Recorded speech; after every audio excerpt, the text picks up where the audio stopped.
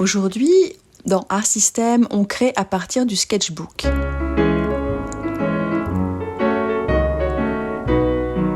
Alors, l'idée que j'avais en commençant ce travail, c'était de partir des collages que j'avais faits dans mon sketchbook au moment des vacances de Noël. Des collages que j'avais faits avec différents papiers que j'avais traités de différentes manières.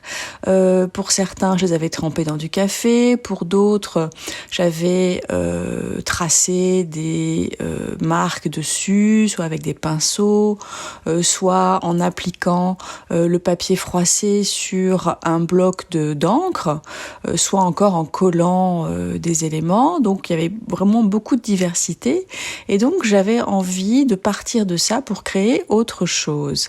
Et là, sur le collage qu'on voit à droite, j'ai commencé à le faire, c'est-à-dire que j'ai un peu déstructuré le côté très carré, très régulier, mais j'ai gardé l'idée de verticalité et d'horizontalité. Et donc là, ce que je me propose de faire cette fois-ci, c'est d'aller encore un peu plus loin, de sortir du format carré pour aller vers quelque chose de rectangulaire, de garder seulement la variété des marques et de garder l'horizontal et le vertical dans la composition des différentes peintures que je vais entreprendre. Donc voilà ma base de départ pour cet exercice de mix média.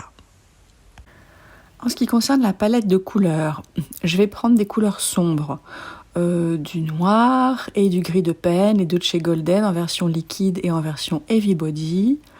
Je vais prendre du jaune d'Inde et une couleur plus claire, le chamois de titane.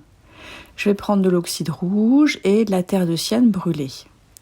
Et à cela, je vais rajouter de l'ocre jaune et puis l'or de quinacridone de chez Golden qui est vraiment très pigmenté, très beau et c'est une peinture transparente qui apporte beaucoup de chaleur, beaucoup de couleurs. Alors, je commence par travailler sur 3 panneaux avec un crayon Woody noir. Je trace des lignes, donc verticales, horizontales, puisque c'est un peu la contrainte que je me suis fixée pour cet essai de mix média. Et puis ensuite, j'utilise ma raclette en plastique pour appliquer de la couleur. Je commence par de l'ocre jaune et de la terre de sienne brûlée. Et donc là, je réfléchis pas trop, je reste vraiment dans l'idée verticale horizontale et j'applique ma peinture. Ensuite, j'ajoute du noir parce que ça va permettre de donner un peu de contraste et de profondeur à l'ensemble.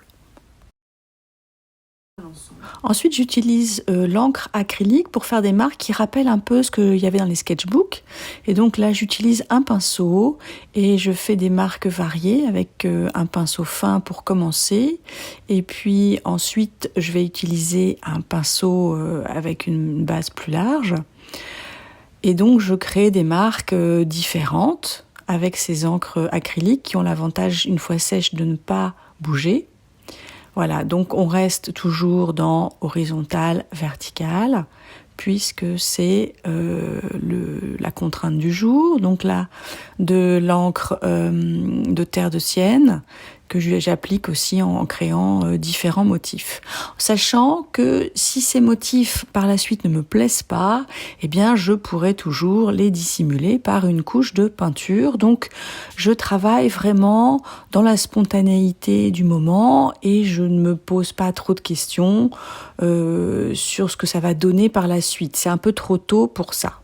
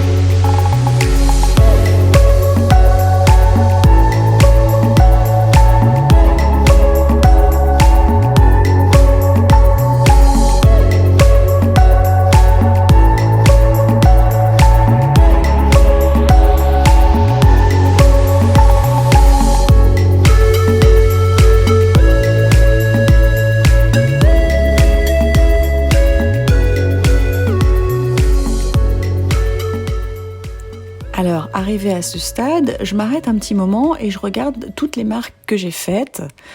Je repère les zones qui me plaisent, celles qui me plaisent moins, les endroits que je trouve visuellement intéressants, et puis aussi ce qui me plaît pas du tout ou ce que j'ai envie d'enlever. Donc ça, par exemple, je vais peut-être le garder, mais il y a d'autres endroits dans la page que je vais sans doute dissimuler avec d'autres couches de peinture ou avec des collages, comme on le verra par la suite.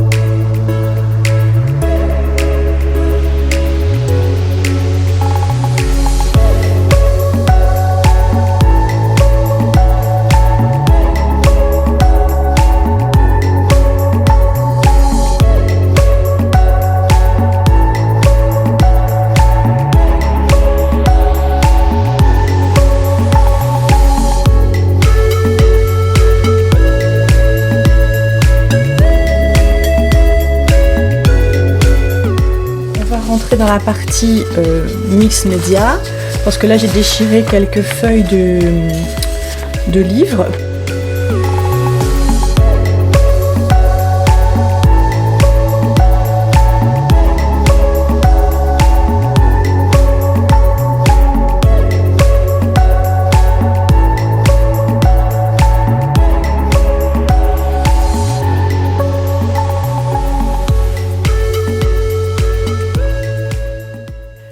Alors, je suis au milieu de mes peintures, j'ai passé à peu près 1 heure, temps de séchage compris. Maintenant, je considère qu'il me reste à peu près 1 heure pour terminer. Je vais essayer d'arriver à un résultat, au moins pour 1 ou 2 sur les 3. Parce que je sais très bien que terminer les 3, aboutir à quelque chose de satisfaisant, ça va être très difficile.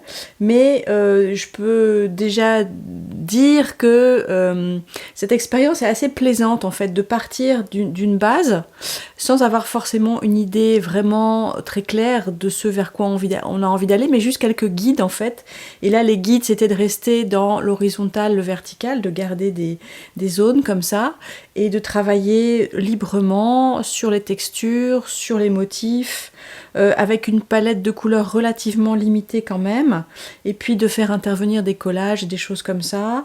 Déjà, c'est un très bon exercice. Il y a des choses qui sont apparues qui me plaisent beaucoup, donc je vais sans doute le refaire. Et là, donc, je vais utiliser l'heure qui me reste pour terminer ces peintures. Rendez-vous dans 1 heure. Je vais continuer à travailler sur mes peintures et sur les feuilles que j'ai collées. Avec ma spatule, je rajoute de la couleur et puis le collage en dessous va apparaître. Et je vais faire ça en divers endroits. Là, j'utilise l'or de quinacridone de chez Golden, justement, qui est vraiment une très belle couleur. Et donc là, mon travail est un petit peu plus réfléchi. Je suis beaucoup moins dans la spontanéité parce que je vais commencer à travailler sur les différentes zones, actives, passives, sur les contrastes, sur la manière dont je vais pouvoir équilibrer mon travail. Et donc là, par petites touches, je vais rajouter certaines couleurs, je vais continuer à travailler sur les textures, je vais essayer d'équilibrer en ajoutant une partie sombre par exemple, et je vais la rendre peut-être moins opaque en projetant de l'eau dessus. Donc voilà, le travail se fait tranquillement, par petites zones, parfois avec des essais qui sont pas concluants, donc il faut revenir sur ses pas ou bien il faut refaire par-dessus, mais ça n'a pas d'importance. De toute façon, c'est vraiment le processus qui compte, et ça se fait donc au fur et à mesure. Alors ce qui est parfois difficile, c'est que comme les feuilles sont toutes collées et les unes à côté des autres, j'ai du mal à les percevoir dans leur singularité, on va dire, mais ça se fait une fois que j'ai vraiment bien avancé le travail. Au bout d'un moment, je vais décoller les scotch qui retiennent les feuilles ensemble et accrocher à la surface de bois. Et puis, je vais les regarder une à une et apporter éventuellement les ajustements nécessaires pour les rendre vraiment chacune singulière et puis corriger éventuellement des déséquilibres ou rajouter quelques détails qui vont parfaire la structure, la composition de chacune des peintures.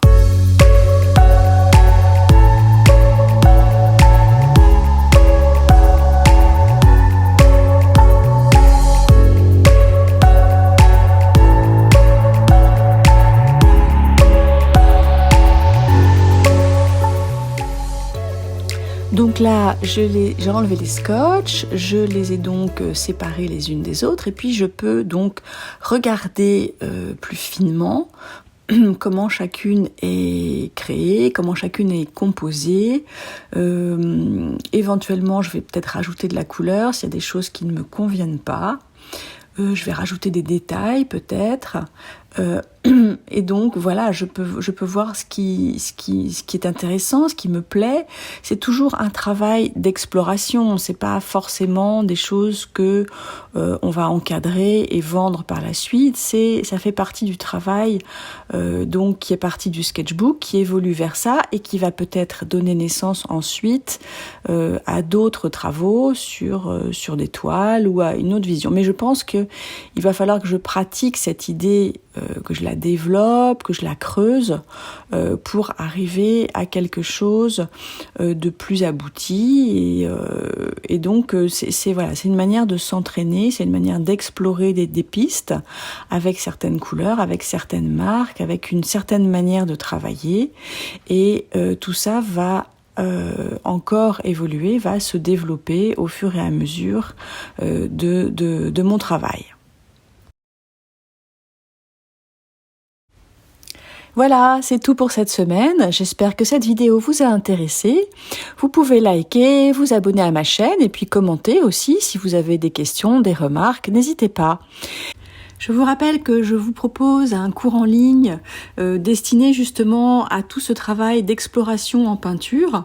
Je vais indiquer le lien dans la description de cette vidéo si ça vous intéresse.